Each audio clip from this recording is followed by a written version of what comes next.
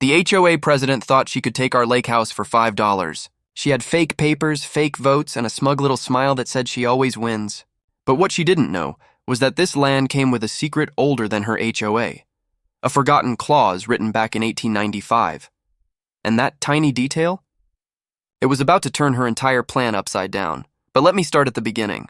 Before we dive in, let me know where you're listening from today. It's funny how the calmest mornings can turn into the start of a storm you never saw coming. That day, the lake looked like glass, not a ripple in sight. The air smelled like pine and wet earth, the kind of morning that makes you forget the world can ever be cruel. I was down by the dock, fixing a loose board with my old hammer, while Buddy, our golden retriever with the patience of a monk, snoozed beside me. My wife Jean was up at the house, probably wrestling with spreadsheets and invoices. She runs the numbers. I run the wood and wires. That's our system, and for 10 years, it worked perfectly. That shack we called home wasn't always the picture of serenity it is now. When we bought it, it was barely standing, a tilted lake shack that looked one strong breeze away from collapsing. We paid $5 for it, a joke between us and the old man who was just happy to be rid of it. "Take her off my hands," he'd said with a grin. 10 years later, that same shack was a cedar and glass beauty, our dream home. Every plank, every nail, every sore back muscle was ours. And in that moment, while the lake shimmered and the birds sang, I had no clue the HOA, led by a woman named Karen Lucas, was about to make it her mission to destroy everything we'd built. I heard her before I saw her, the crunch of expensive tires grinding into our gravel driveway. It wasn't the kind of sound you associate with a neighborly visit. It was the sound of someone arriving with authority. When she stepped out of her car, I knew exactly what kind of person she was. Beige pantsuit, clipboard, sunglasses that could probably detect poor taste. She walked like she was late to a power trip. "Lane Dunford," she called out, her voice slicing through the air. "That's me," I said, wiping sawdust off my hands. Buddy lifted his head, gave a low growl, and laid back down. Even the dog could sense bad energy. Jean appeared on the porch, drying her hands on a towel. Her eyes narrowed just slightly, that look she gets when she's already sizing up a problem. "I'm Karen Lucas, president of the Rain Cove Homeowners Association," she said, like she was announcing royalty. "I have an official notice for you." She handed me a clipboard, the kind that makes a single sheet of paper look like the U.S. Constitution.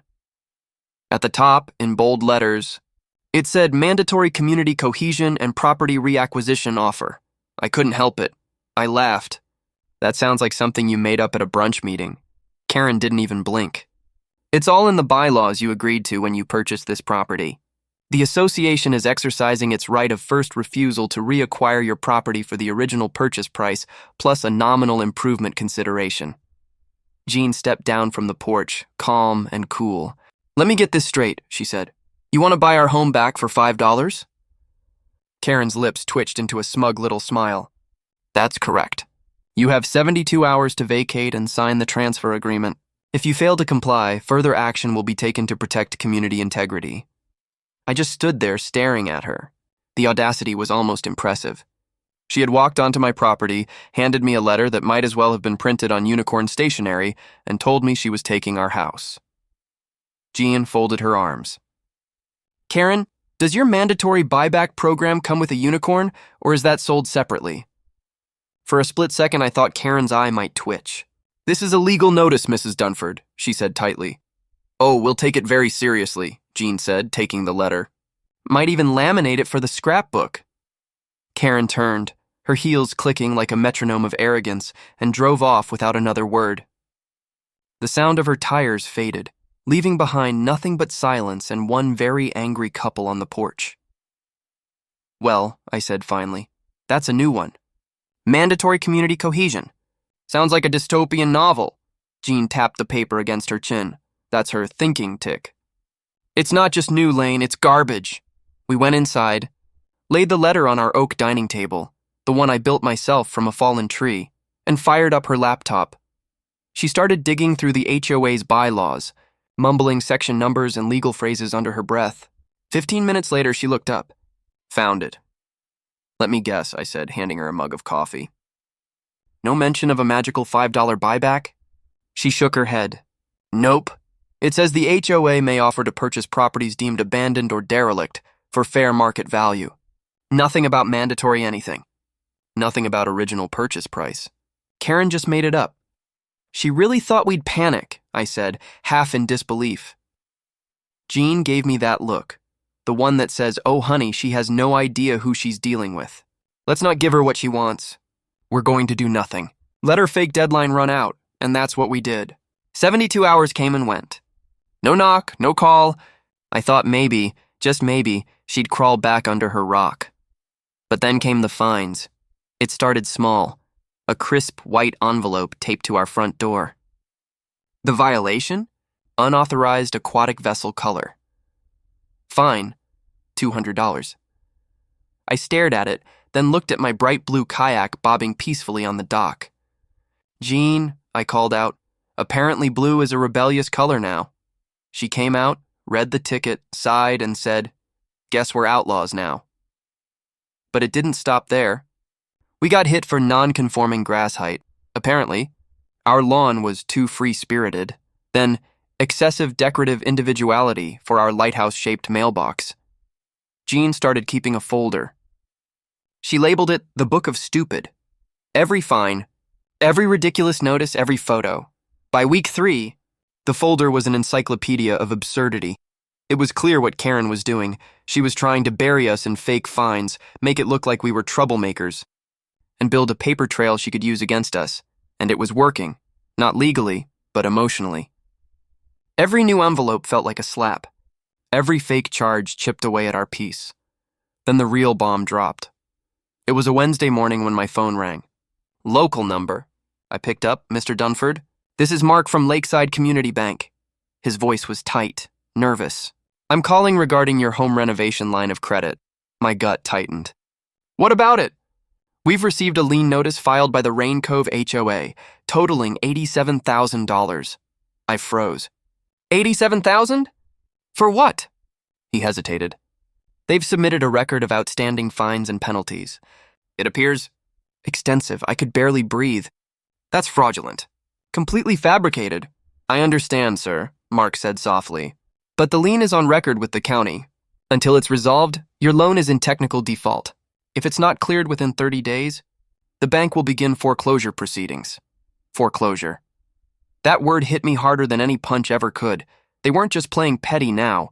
They were trying to take everything. Our home, our life's work, gone, because one power-hungry HOA president decided she wanted a prettier view. When I told John, her face went pale for about 5 seconds. Then she went stone cold. She just made the worst mistake of her life, she said. That was the night we realized this wasn't about rules or property. This was war. A storm rolled in that night. Wind howled through the trees, rain hammering the windows. Then the power went out. Total black. Buddy started growling, low and steady. That dog doesn't bark unless something's wrong.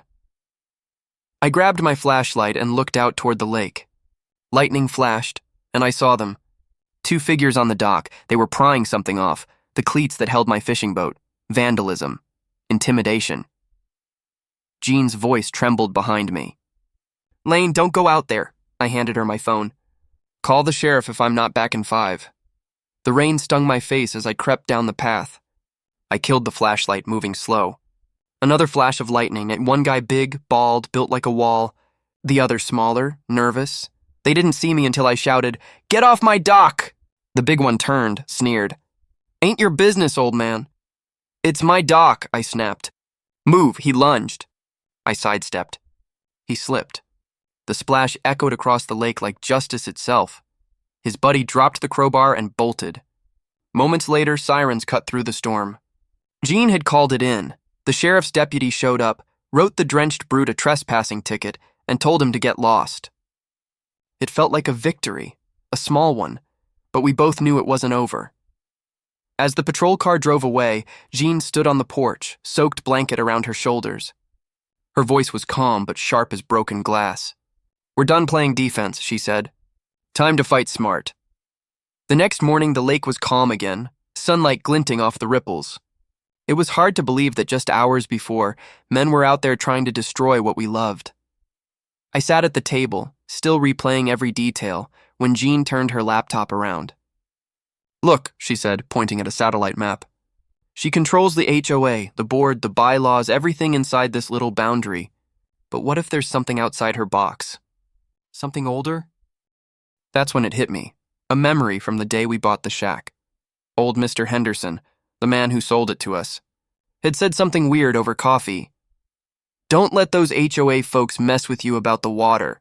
Your line's special. Old man Hemlock made sure of that. There's an iron pin buried by the oak near the shore. That's the real boundary." At the time, I laughed it off, but now it felt like a clue dropped by fate. "Jean," I said, my pulse quickening, "what if that old deed means our property predates the HOA entirely? What if we've got rights they can't touch?"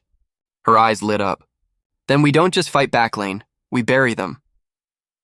That evening, we walked down to the oak by the lake, shovel in hand, Buddy at our heels. The storm had passed, but the air still felt charged. We weren't just defending a home anymore. We were defending a promise, to each other, to the life we built, and to the belief that right still matters. The war had started with fake fines and forged papers. But we were about to answer with something far more powerful, truth buried deep, waiting to rise. And as the shovel hit metal beneath the dirt, I knew one thing for sure. The HOA had just picked the wrong couple to mess with.